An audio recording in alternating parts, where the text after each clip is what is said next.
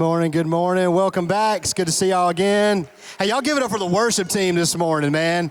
That music was awesome. I love to hear some of those older songs, man. They speak to me in a special way. So shout out to you, Daniel, wherever you are back there. Well, hey guys, my name is Drew, and this morning I am very thankful to be part of a conversation that we're going to have about community. All right, everybody's heard the word community, but I think maybe that growing up in Hartsville or growing up in a small town or maybe even growing up in the South, that the idea of community might get a little bit misunderstood, all right? So I want y'all to know that I am as Hartsville as it gets, all right? I was born in Hartsville, raised in Hartsville, went to high school and college in Hartsville, work in Hartsville, married a girl from Hartsville. I have my car insurance in Hartsville. I mean, everything about me is 100% Hartsville. But I can tell you honestly that growing up here, I never really knew what community meant. Like, I thought community was just, the area where you live. I mean, we are a small community where everybody knows everybody, or maybe I thought it was just the people that you are around the most. I didn't have a really firm grip on what what that even means. And it really wasn't until I had the opportunity to become part of the One Church family that I started to see and feel this idea of community in a different way. And over the years, what I've come to learn is that community has very, very little to do with where you live or the people that you're just around, but it has everything to do with who you choose to intentionally do life with. Like the people that you intentionally and honestly want to spend your time with. And it's completely different than just where you live. So when we were starting this church many years ago, what we did was we took a look at our lives, and we looked at the lives of the people closest to us, and we realized something that I bet a lot of you would agree with today, and that is Hartsville is starved for community. And it's been this way for a number of years. I mean, I bet, I'm not going to ask you to raise your hands, but I bet there's a lot of people in here this morning who would agree with this. You've got your work friends, right, for better or for worse. I see one of my work friends sitting right out there. You got your work friends. You've got your Sunday morning church friends. You've got the people that you hang out with when you're at your kids' ball games or whatever you're doing. But somehow, even having these groups of people and having these people around you, somehow it's still so easy to feel disconnected.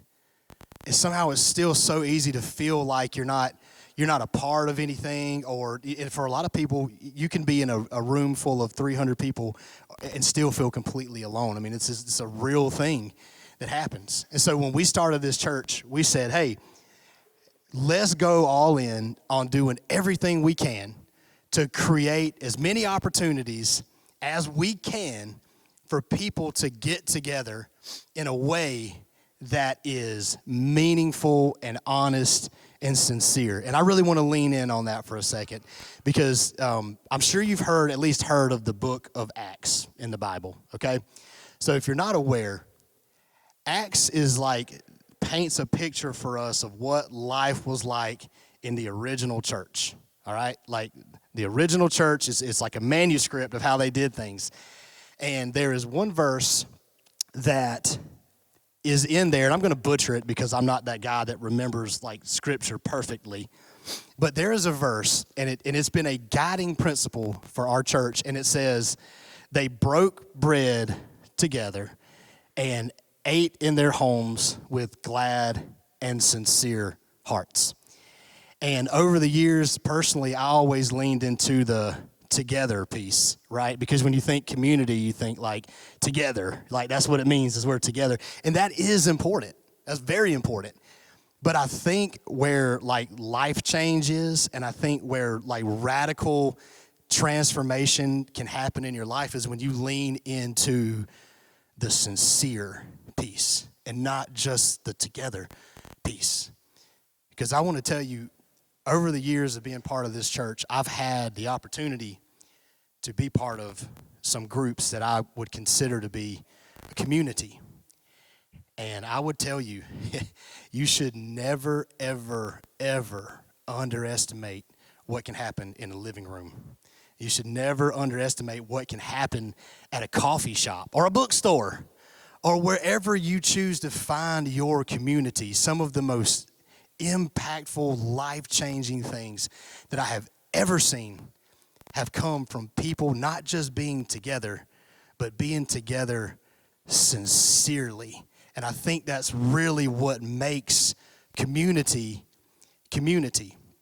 And so this morning, I am so excited. I'm going to welcome some of my friends in just a second to the stage who are going to share some of their story with us about how sincere community has really changed the trajectory of their entire life and has painted a great picture of why we should live life in circles and not just in rows. So if you would, please help me welcome Austin and Allison Grafing to the stage.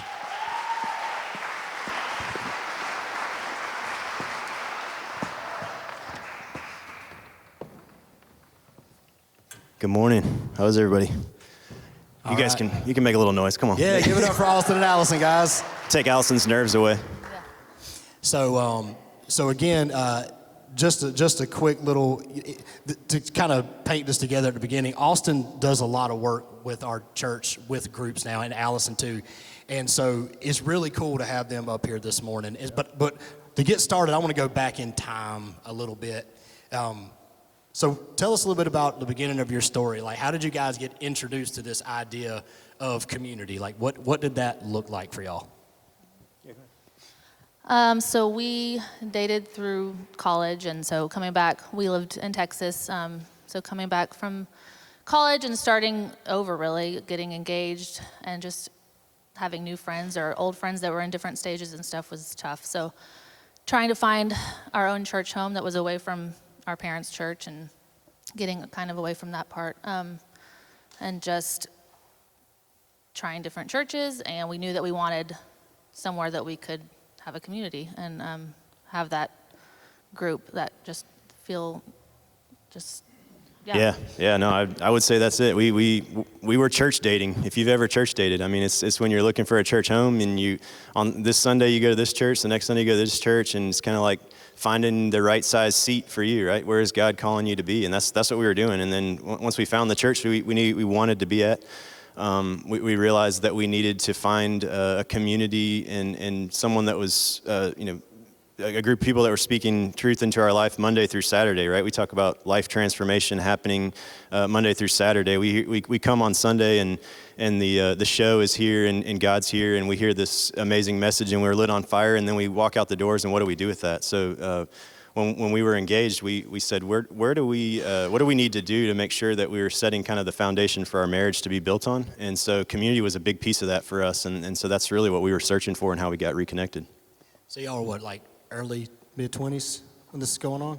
Yeah. So y'all are engaged. You're church dating. Anybody ever heard of church dating? Oh yeah, I heard that this morning. I love that. I love church. Austin's like, I know you church daters. I know you. But so you guys are mid-20s, engaged. Look, so what was it when you like experienced this community? Like when you found this community, like how did you know that's what you were experiencing? Like how did that all work for y'all? How did y'all know this was the right thing? Yeah, I would say it was a learned process for us. So we were kind of forced into it the first time out of our own desire, but we showed up to an event that was pairing people that were interested in groups together. It was, if you're needing a visual, it was kind of like speed dating for people that wanted to be in groups. So there was tables, and we were sitting down and getting to know other people at the table, and it was like, oh, okay, yeah, we work in the same industry, or oh yeah, we just got married too. And so we had a group of people that had formed there, and it ended up kind of being that we were at the table with newly marrieds or young married couples, and that kind of became our identity for a group that we were running with. And it was so timely because we were just gotten married. When we were in that weird stage where we were in the suburbs of Houston. A lot of our neighbors were older, had families, and we didn't. So it was like, what are we going to do on Friday and Saturday nights? We'd kind of, left the college scene.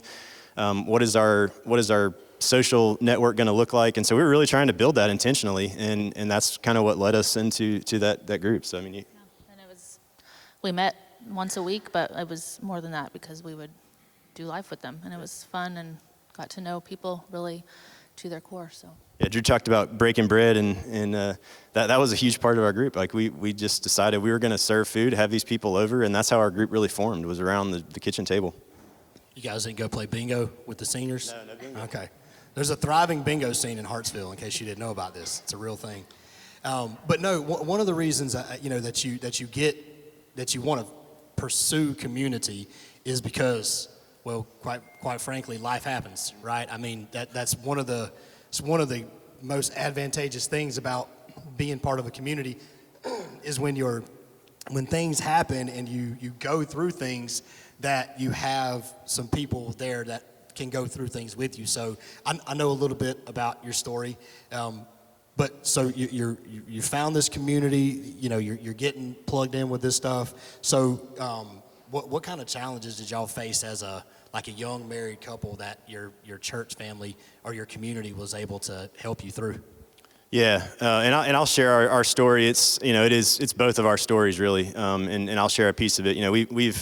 We've gone through many years together, and we've talked about it many times. Most times we hadn't been able to talk through it without tears. So I mean, we've kind of decided what our shared roles would be sharing the story this morning, and so I just wanted to preface it with that. But our story, again, we started in this young marrieds group, and if you've been walking as a Christian long enough, you know that suffering is a part of this world, right? And Paul hits on in Romans 5. He talks about, suffering, builds endurance. Endurance builds character. Character builds hope, right? And so our story follows that path really well.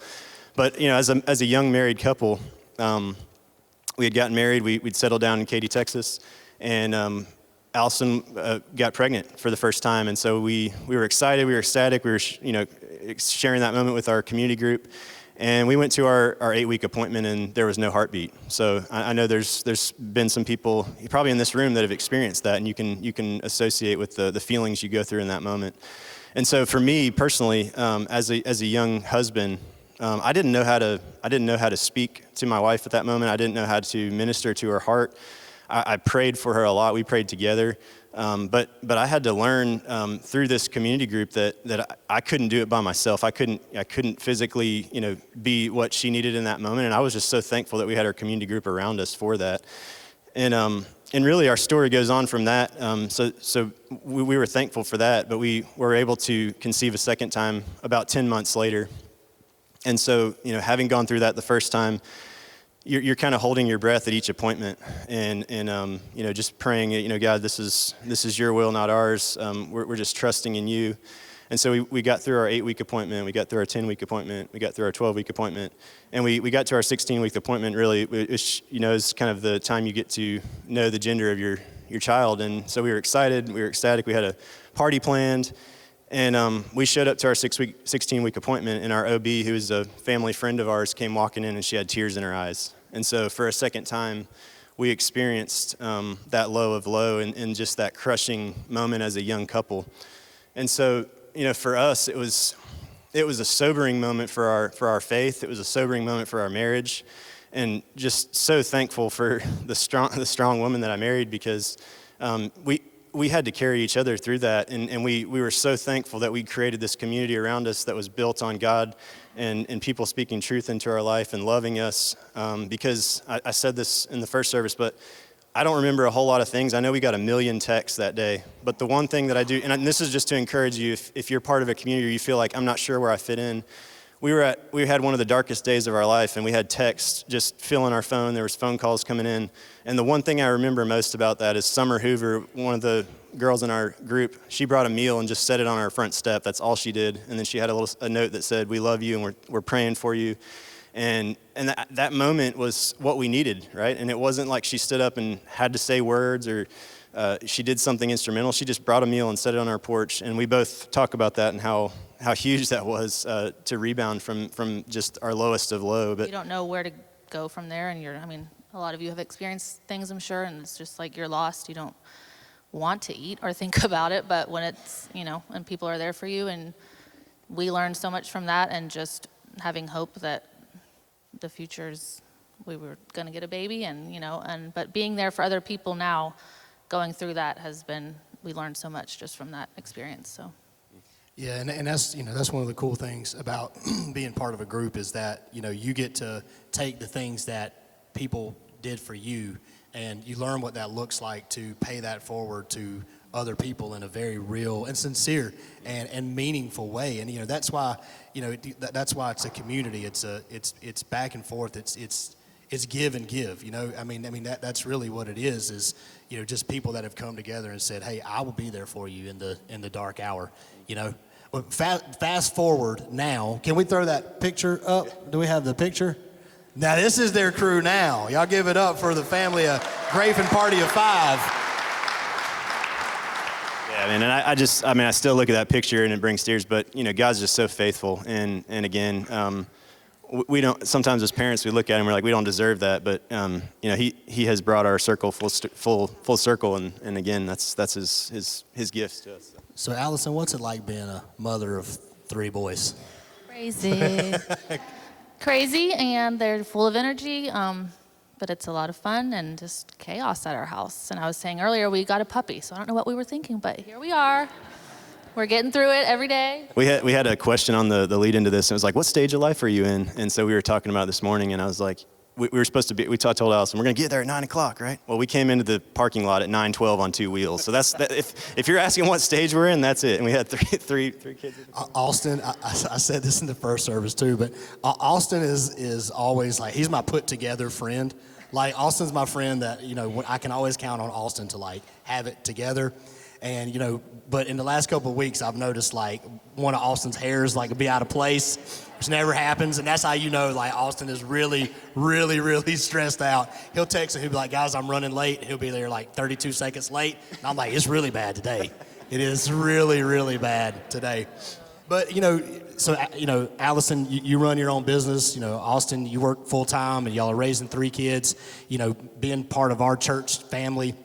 So how do y'all, in the midst of all that, how do you still find time for what's important for community? Obviously, your family is a priority, but how do you find time for community? Is it still important to y'all to find time for that? Just what does that sort of look like for y'all these days? I would say for me, it's just, again, through our story, it's become so apparent that, and if you don't know, our family lives 1,600 miles away. So a lot of our family is sitting in this room, our church family. And so we have been so thankful for the groups and the community that we've been able to form and be a part of at this church. And the importance of that has shown through in our daily life, right? We had 2 surgeries this year with 2 of our sons, and we had people at church step up and say, man, I'll be there at 5 o'clock when you need to leave for the hospital and you don't have family here that can come and be with your boys. I'll gladly do that. I'll drop them off at school. Yeah, and it just reminds me that we weren't made to do this life alone. We weren't made to do this life inside of our 4 walls at home, and there's stuff that we can't carry on our own, and sometimes, some of us are blessed to have family live close by, some of us aren't. But that community, that circle of people around us is so vital, not only to us personally, but to our walk and how we mature as Christians as well. Yeah, I would say same thing. Not having family here and going through all of that, I was saying earlier that having family helped a lot, but having that community group and having them there for us, and it was just a different, I don't know, it was just super helpful. You didn't have to ask, they knew. They Right. knew we just needed to be present, yeah. So just being there for people here and just knowing that we can count on people, like when we did have the surgeries for us, like just even mentioning it, and everyone wants to do so many things, and it's just like so nice that we know we can count on people here. So Yeah, and I know it's hard to kind of picture it, but I mean, how do you think things would be different if you did not? Because see, here's the thing. I'm going to come back to my question. For whatever reason, it seems to be that the people who genuinely need community the most are the people that are the most resistant to community. Like that is just the way that the world works. And you know if you're that person because everybody around you is trying to tell you, hey, come hang out, come do this, come do that. And you're like, nah, I got the thing, Bob's Burgers comes on at 6 or whatever you're into. But this is a real thing. Like it seems to be that people that need community the most are the people that are the most resistant to be part of a community. So looking at it through that lens, Austin, how would your life be different, man, if you had never like taken part of community? I mean, what would that look like? Yeah, I mean, as you're describing that, I'm like, that was me. I'm that guy. Like, there's still moments where I'm like, and this is not convenient. This is, I have other things that come up on Monday or Tuesday nights. I need to shuffle stuff around. But almost every time I leave the group, whether I'm facilitating or just part of it, I feel like I leave and there's a breath of fresh air in my lungs. And it's because there's stuff that comes out in conversation that I didn't even know was down there. There's things that God's working on in my life that I'm not even aware of, but that other people that sit in those circles with me can see and can speak, audibly that just helps me and enriches me so much.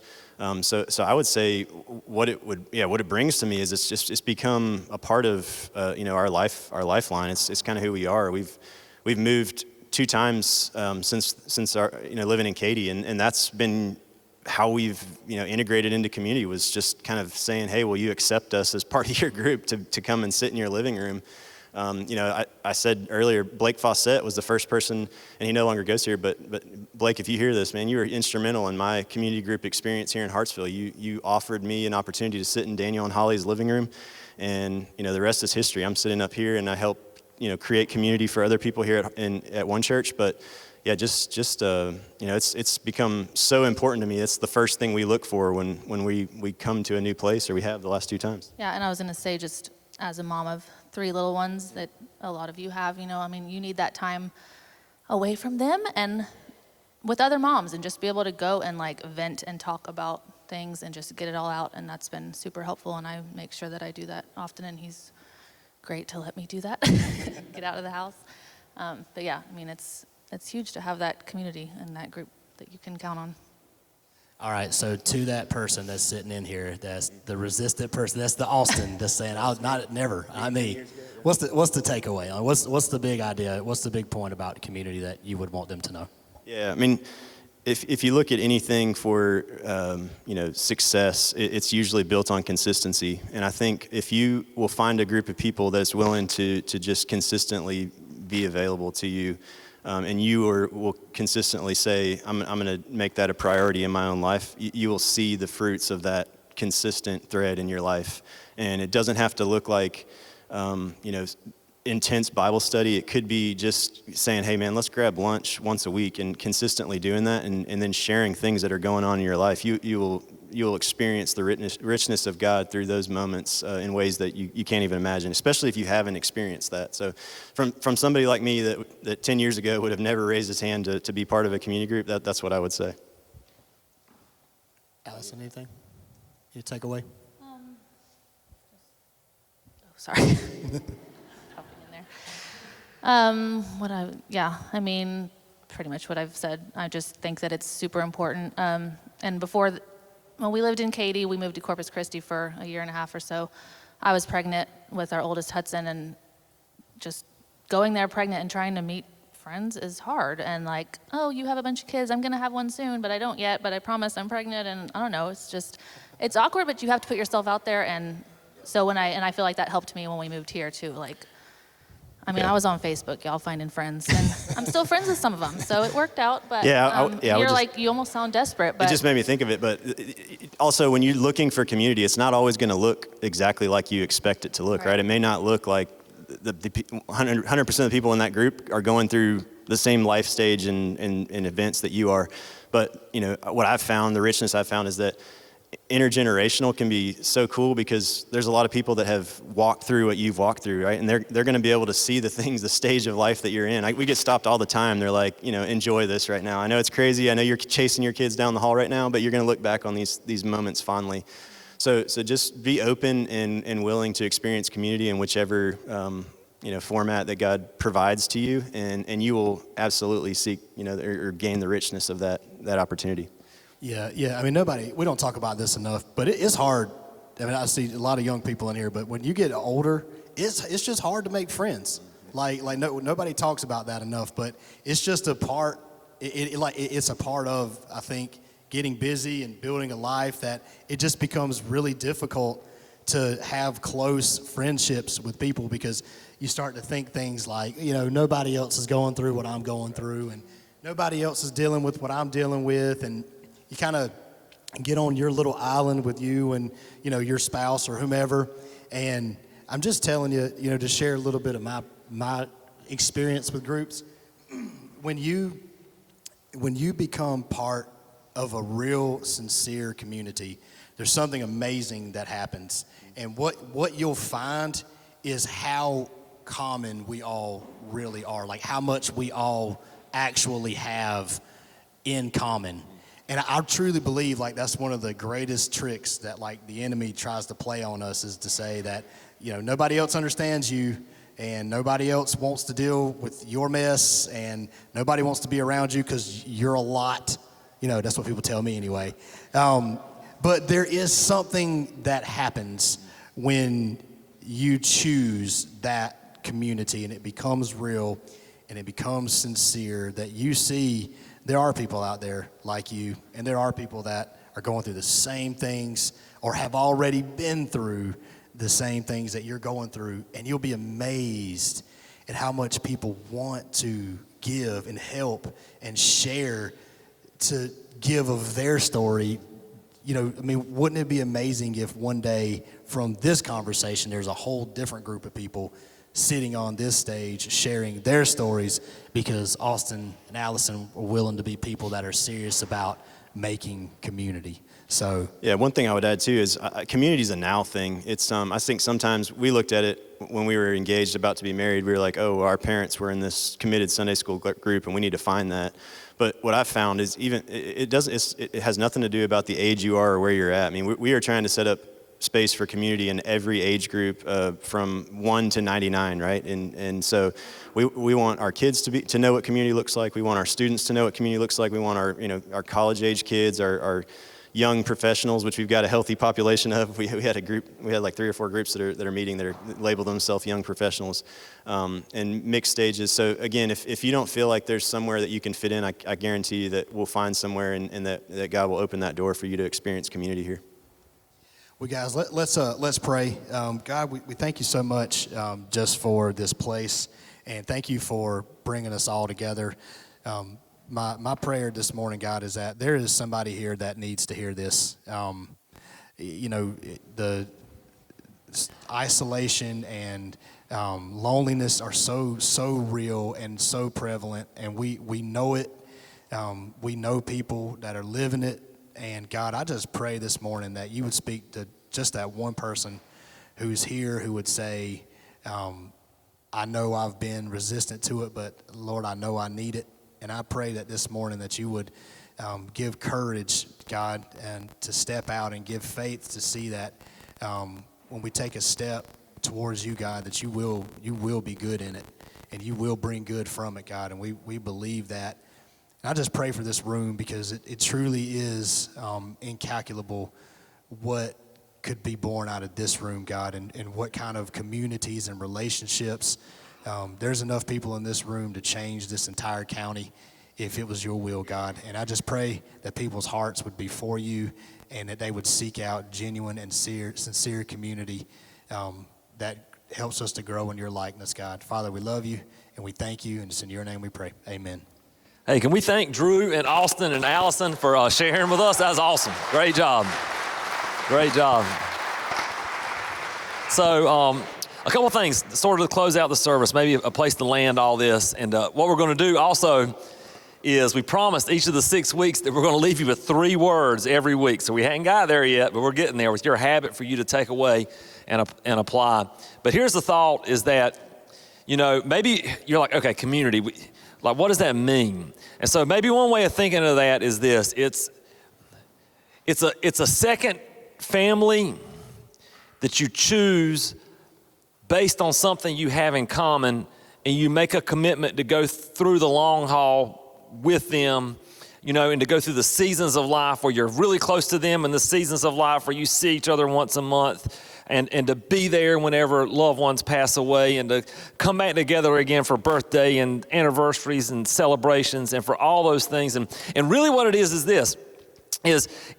One of the things that marked out the early Jesus followers, they were this strange family, right? Strange family. And families are weird because you can go to a family reunion with, what's in here? A couple hundred people, whatever, and some of them, right? A few of them, and they're all family. Let's pretend we're all, related, because we are if we're in Jesus, but just pretend, okay, we're all related, and, and so some of them, but you don't know most of them, and so that's family still, right? That's a big family. And then you probably have those cousins that you're sort of close to, you know what I mean?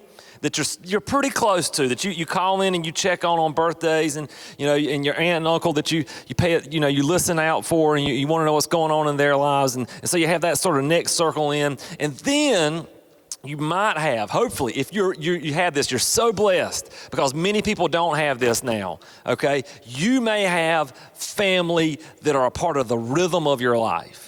But not the family that lives under the same roof as you, but the family that's a part of the rhythm of your life, where you regularly get together. When they walk in your house, they don't ask permission before they open the fridge and get something out. When their kids come over, if they don't knock, they just come in. That's family, and sort of that's the idea of how we're meant to be, is that we're all meant to have this large family around the world of Jesus followers. We're related. We have brothers and sisters. That's why they started that language. It wasn't like weird religious people who called everybody brother. They said, we don't know a better way to describe this. It isn't perfect, but it's sort of like we're family. And so they started calling each other like brothers and sisters to try to tell that story. And so you've got people like that in all over the world, down through history. But then what we'd love for each of y'all to have is, we'd love for you to have a large family gathering that you're associated with. And that family sometimes can pull together and do big things, right? A large family can pull together and do big things that only a large family can do. But we also are desperate for you to have some people in your life that don't live in your house, but can walk in and open the refrigerator without asking, because they're like family. So that's what community is. And I think we all want that, don't we? And we all want to be that, and we all want to be there for each other. So Paul said this, the Apostle Paul, he was writing a letter, and this is so early in the Jesus movement. This is really encouraging for me, because this is at the very beginning, and he already has to say, don't give up. I'm going to read it. How about that? He said in Hebrews chapter 10, he said, and let us consider how we cannot give up, okay? How we cannot give up meeting together, as some are in the habit of doing, but encouraging one another, and all the more as the day is approaching. So he says this. He says, if something is tempting to be given up on, it means it's hard. And some of you, the reason that you've given up on community is because it's hard, okay? And maybe you overcommitted, and you're like, every Tuesday I'm going to spend 3 hours in a Bible study, and we're going to read the Greek and Latin, and none of us even know what that means, but we're going to do it, and we're going to we're going to do a Bible study. And you do that for like 2 months, and you quit, and you never go back because it's too much. And that's not what I mean. But the slow, steady, doing life together with people, Paul says that's hard, because people are going to give up on it. It's hard because it takes a time commitment. We don't want to ask you to overcommit your time. It's hard. Let me tell you why else. It's hard because any of the people that you would do community with, they're imperfect. But Jesus said the commands that we're given are to love one another, serve one another, and forgive one another. And how can you forgive one another if there are not people in your life to do you wrong? If there are people in your life not to be the perfect cousins and brothers and sisters? I mean, it's an opportunity to love, and there's no way, if you're a Jesus man or you're a Jesus woman, there's no way you can one another by yourself.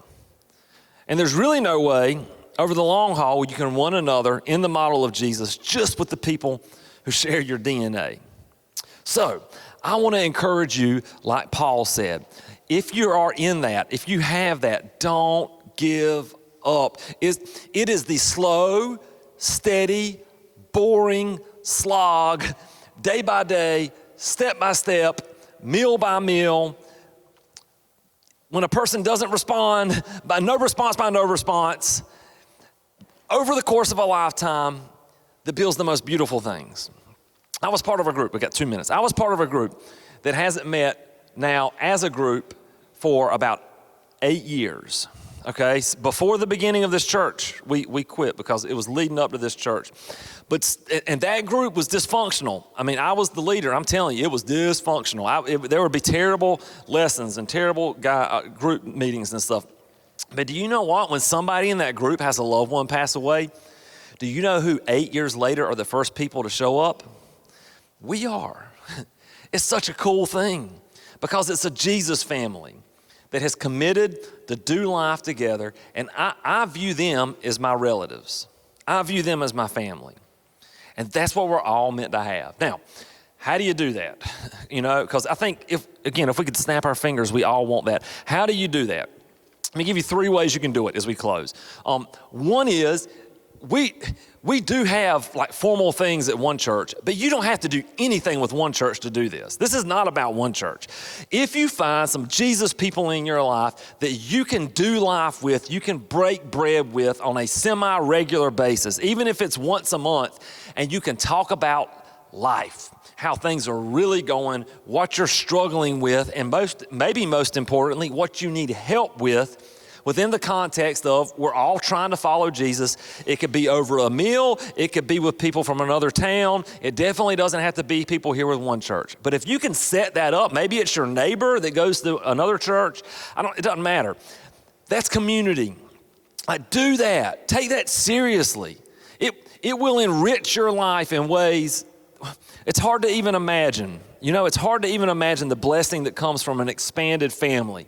Another way is this, is we do have things here at one church that are the purpose of which is not to build up one church. It's just we know people need community, so we're trying to help, okay? They're called community groups. We have some today that you can come in contact with on the way out while you eat chips and salsa. They're so easy. They're like baby steps. One is a go out to eat once a month group. I mean, how easy does that get? It's Dutch. You got to pay your own. But, you just go out to eat. That's it. You just meet somewhere, and maybe there's a question of the night, like, what's going good in your life, or what do you need help with, or maybe you just eat. There's a 60-plus group. There's a college group. And you could get plugged in with a group that just does simple things together. In fact, all the groups that are out front today, not all of our groups are out there. We said only the groups that have room for more people. If you have room for a good many more people, then you can participate in this. So they've got room for you if you're interested. There's a women's group. I mean, there's easy on-ramps to community that where you can show up and be accepted. Okay, so one is you don't have to do anything with one church. You can just do life with people consistently. You can sign up with a group, or you can serve. You can serve with people. There's no better way to build family quickly than to take on a project that demands effort and energy from you, and you do it together as a team. That's why we love sports, okay? That's why we want our kids to play sports, mostly, except for you that think your kid's gonna get a scholarship and they're only 5 years old. But anyway, everybody else, we want our kids to play sports because we want them to have team, because life is better with team. And team is the children's version of family, right? And it's learning to work together. So you can sign up to serve, and you can serve with imperfect people, but in a mission that's worthy of great effort. And it's a way to build families. So I just want to encourage you to do that. Okay, now, I'm on a time limit. All right, here are 3 words. You ready? So, don't just give up on community and on family. Just show up. Just show up. Just figure a place that you can get that and just show up. If just showing up is too intimidating, then today just sign up, okay? Just sign up. Just give them your name and information and say, I'm interested in going out to eat once a month. That's pretty basic, right? Or I'm interested in serving somewhere. Just sign up just so you can show up. So for those of you that you say, I don't have that Jesus community in my family, just sign up today so that you can just show up. And listen, if you don't bring your A game, that's okay. Just show up, just show up, just show up. It is absolutely life-changing. For those of you that are in community, I want to encourage you. Your 3 words are just keep showing up. Just keep showing up, because it's the slow, steady grind. I'm not trying to get church attendance, but of your community, of your small inner circle of Jesus family members that can open your refrigerator without asking. Just keep showing up and keep asking them to show up. It's the only way to build the richest life possible that looks like a life designed after the kingdom that Jesus spoke about. So that's what we all want. And so I want to just encourage you to do that today. I don't ask you if you don't mind to please stand with me. We'll close out in prayer. I want to tell you a few things while we're getting ready to pray. One is we've got a student group which is designed for that. And we're going to do a slight time change this week because they're talking about relationships. Anybody want to volunteer to talk to teenagers about relationships? That's going to be fun. But so because of that, we're going to split middle school and high school this week only, okay? This week only. Middle school is going to show up at the Nook at 6 because middle school relationships, I can't even, if you're a middle schooler, I love you. But like when I taught, you didn't even get my jokes. I couldn't talk to middle schoolers. We didn't understand each other, okay? High schoolers, I got, okay? And then high school's going to be at 7 because, they're different, and they need to talk with people their age. Also, if you're looking for a super easy way to get started, next Sunday night at 6 o'clock, we're doing a Super Bowl party, which our lawyers tell us, not really, but sort of, that we need to call it a big game party. So let's call it a big game party, and we'll avoid any copyright infringement. NFL, you're not listening. Okay, so we're going to meet at the Nook next Sunday night, 6 o'clock, and we're going to eat the leftover chips from this morning and chicken wings. And we're going to have a good time, okay? And we're going to open each other's refrigerators, metaphorically. Not really. Okay, so let's pray, and I encourage you to just show up. If you don't know where to just show up, then just sign up. And then next week, we come back for week 6 of the Habit series. It's the last week, and we saved the grand finale for the last week because your parents told you the magic word is please. And next week, we're going to tell you the other magic word that can make a world of difference in your life. So anyway, next week, you want to show up for that. Father, I pray that you'd help us to just show up. Father, help us to take our first step of beginning the long, slow, boring, mundane, step by step, day by day, conversation by conversation project of building community so that we can show off what your future new creation looks like, not by being saved individuals only, but by being redeemed family for the whole world to see so that we can live out all of your one another commands. We ask it in the name of Jesus that you would help us to do it and connect us with the right people. In Jesus' name, amen. Guys, we'll see you next week. Y'all enjoy chips and dip on the way out. Have a good Sunday.